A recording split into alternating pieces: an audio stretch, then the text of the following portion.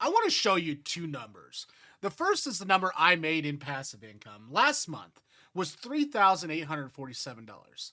And the second is the number of hours I worked last month on activities related to that passive income, 61 hours.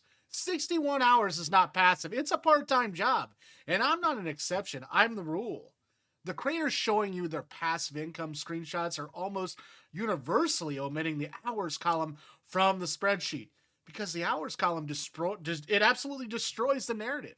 Not all of it, and some genuinely passive income exists, and I'll show you exactly what qualifies. But the version being sold to you, the income that arrives while you sleep or requiring nothing after the initial setup, growing indefinitely without your attention, that version is almost entirely fictional.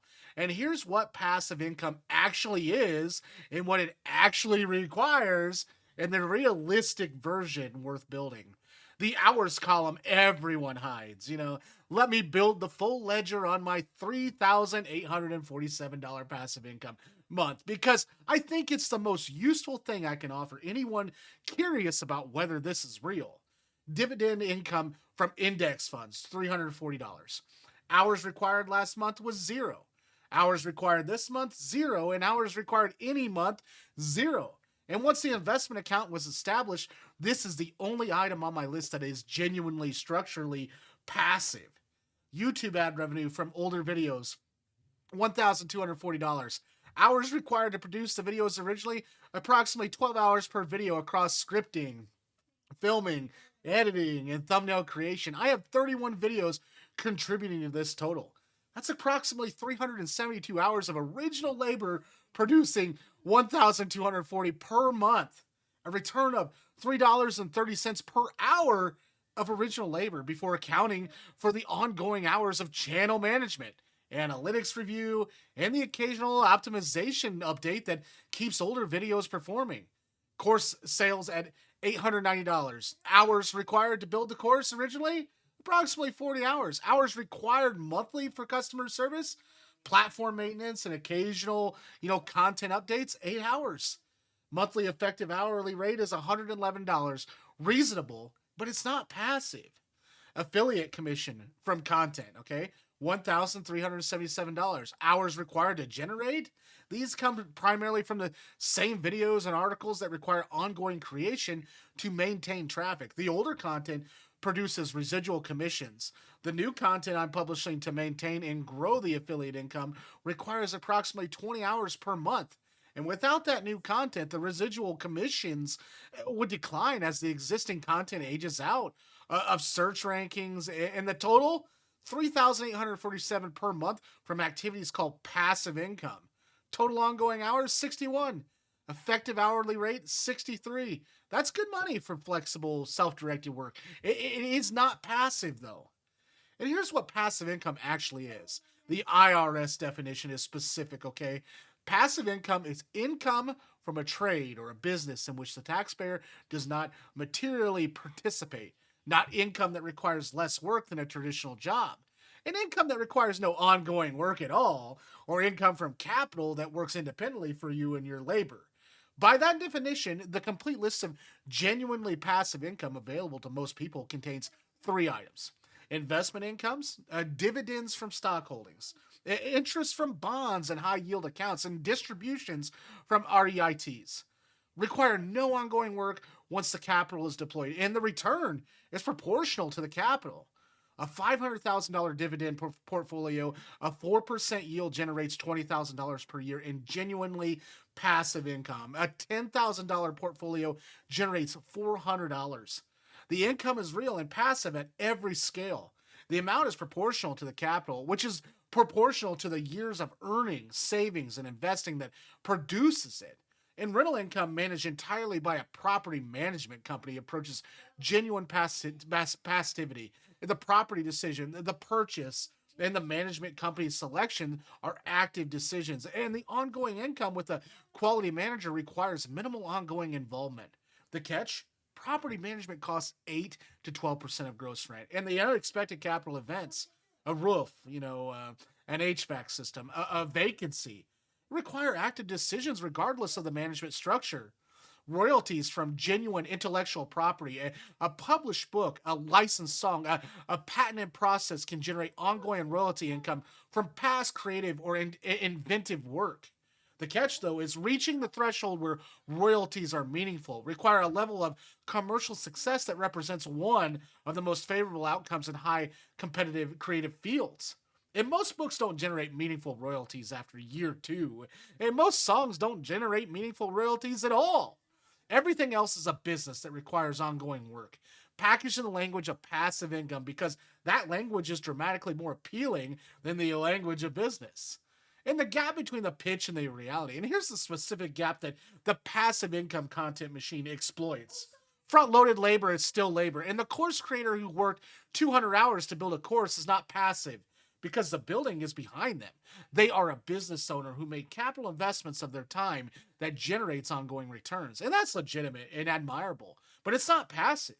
And the gap is consequential because people who believe that the passive version, build it once and collect forever, requires nothing, make decisions based on the incorrect model of the effort required.